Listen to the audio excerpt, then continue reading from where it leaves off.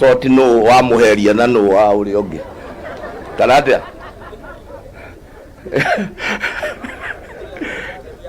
adu wewe wa gatoli ndongi yori honoka we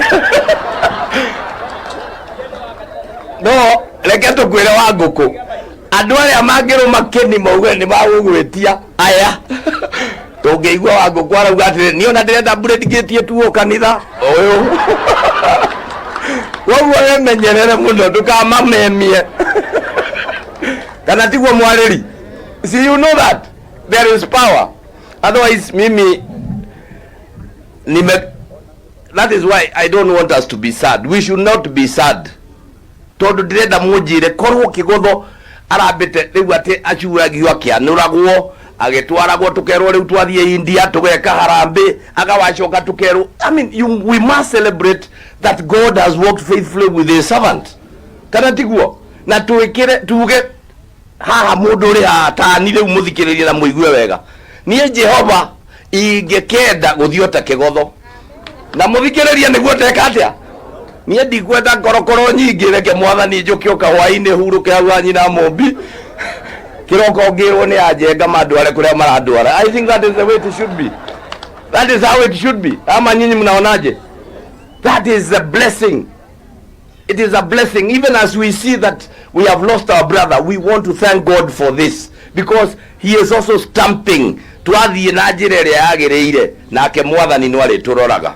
Riu tukiuge kure ikenero we Moses banga kou ndwakiambe gutwita na ihenya ono kiwa kanyumba gagithie guthira kama nyondo ciage na tugambe gutwita kundu kuriku nigetha gugithie uguo. So no nyende gukigweta maundu meri matatu juge muthenya wa muthi ni ndathikirire mwaigua ate simu masikia vile wanasiasa wanapiga siasa.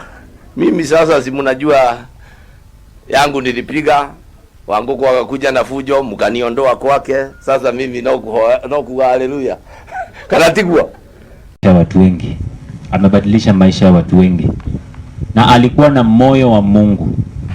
Alikuwa ni mtu wa kulea watu. Ameenda kiwango cha kulea watu ambao hata si wa kanisa lake. Leo hii nikisimama mahali hapa na niseme mtu yote ambaye amelelewa na Reverend Moses na sahi ni mhubiri, utashangaa sana watu wakisimama hapa. Tukiwa tunaongozwa na our brother Boniface hapa. So many, na si hata wanini yetu. Nataka kusema nini? Moyo wake ulikuwa ni moyo wa kazi ya Mungu. Hakukuwa na mambo yenye hayawezi kusaidia ufalme wa mbinguni. Hakukuwa mtu wa chuki, hakuwa mtu wa ukabila. Ndio maana akachukua mtu anaitwa Silas Wabwile kutoka Bungoma, akamweka nyuma yake. Hiyo ndio injili tunataka. Na hao ndio watu ambao tunawahitaji katika mwili wa Kristo. Tumepoteza, naweza sema tumepoteza kabisa nafasi yake. Sijui kama kuna mtu anaweza kuijaza, lakini tunaomba neema na kibali cha Mungu, na tunaomba kwamba kila ambacho alianzisha hakitakufa, kwa sababu Biblia inasema kwamba mbegu isipoanguka chini ikufe haiwezi kutoa, haiwezi kuzaa. Lazima ikufe katika shamba ndio seeds zingine zifanye nini? Zichipuke, branches. Na ninaamini ya kwamba kila ambacho kitazaliwa kwa sababu ya huduma yake haitasaulika, kwa sababu Mungu ni mwaminifu. Mungu ni mwaminifu, na najua kila ambacho ameanzisha yeye mwenyewe ndiye anaelewa. Jambo la mwisho ambalo ningependa kusema ni kwamba sisi kama kanisa tumesikia uchungu, lakini tunashukuru jambo moja kwamba hatujampoteza, kwa sababu alikuwa anamjua Mungu na mahali ameenda Mungu anajua. So ningependa tu kutoa katika akili za watu ya kwamba usije ukaongea kwamba mtu fulani alifanya kitu ama mchawi. Hakuna watu kama hawa, hawarogwi. Nataka unielewe.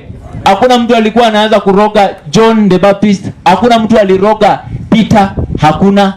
So hiyo wazo toa katika akili yako. Watu kama hawa ndio waende mbingu inakaa chini. Inasema sasa tufanye nini? Tunataka kumchukua. Nani atakuwa?